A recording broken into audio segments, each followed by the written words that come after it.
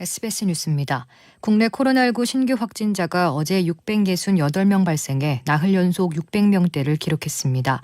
신규 확진자 가운데 서울 260명, 경기 185명 등 수도권에서 457명이 집중 발생했습니다. 경기도 분당의 한 영어학원 원어민 강사 감염에서 비롯된 학원발 집단 감염이 확산하고 있습니다. 일산과 부천에 이어 의정부 지역 어학원 한 곳으로 추가 전파되면서 지금까지 모두 85명의 확진자가 나왔습니다. 경기도 교육청은 최근 성남과 부천, 고양의 어학원 3곳에서 발생한 코로나19 집단 감염과 관련해 8개 초등학교의 수업을 원격으로 전환했습니다. 해외 유입은 57명으로 11개월 만에 가장 많았습니다. 다음 달 1일 거리두기 개편안 시행을 앞두고 방역당국이 내일 오후 지역별 거리두기 단계를 발표합니다.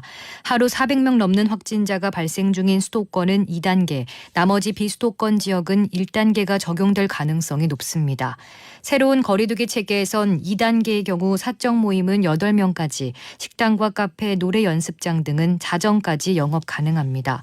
하지만 수도권은 7월 14일까지는 사적 모임을 6명까지만 허용하는 이행 기간을 두기로 했습니다.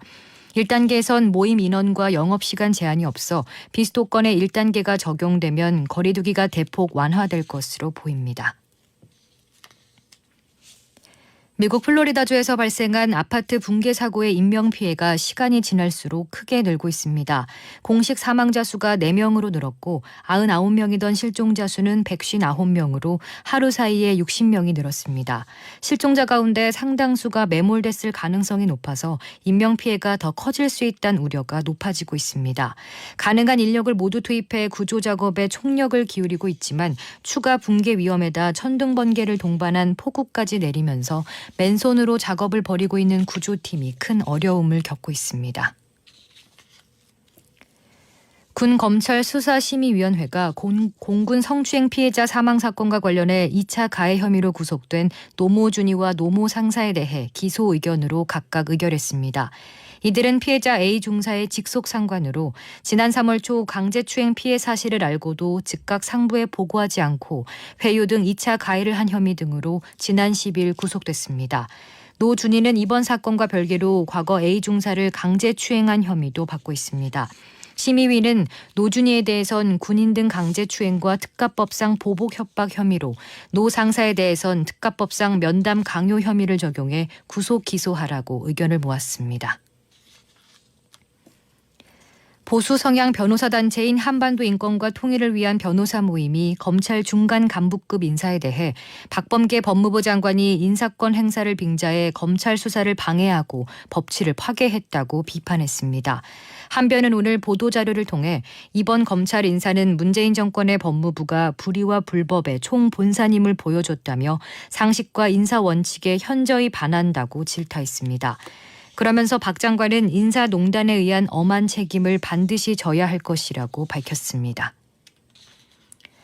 지난 3월 임명된 김기표 청와대 반부패 비서관의 부동산 투기 의혹이 불거졌습니다. 정부 공직자윤리위원회의 6월 고위공직자 수시 재산 등록 사항에 따르면 김 비서관은 39억 2천만 원의 재산을 신고했습니다. 오늘은 전국이 흐린 가운데 저녁까지 내륙 곳곳에 산발적인 비가 오겠습니다. 강원도와 충청 내륙, 전북 동북, 경북 서부에는 5에서 40mm 비가 예상되고 지역 내에서도 강수량 차이가 크겠습니다. 서울과 경기 내륙, 전남 북부, 영남, 제주에는 5에서 20mm, 강원 동해안에는 5mm 미만의 비가 내리겠습니다. 내일 낮 기온은 전국이 23도에서 30도로 오늘보다는 높겠습니다. 서울의 현재 기온은 14도, 습도는 67%입니다. 주시은입니다. 뉴스를 마칩니다. SBS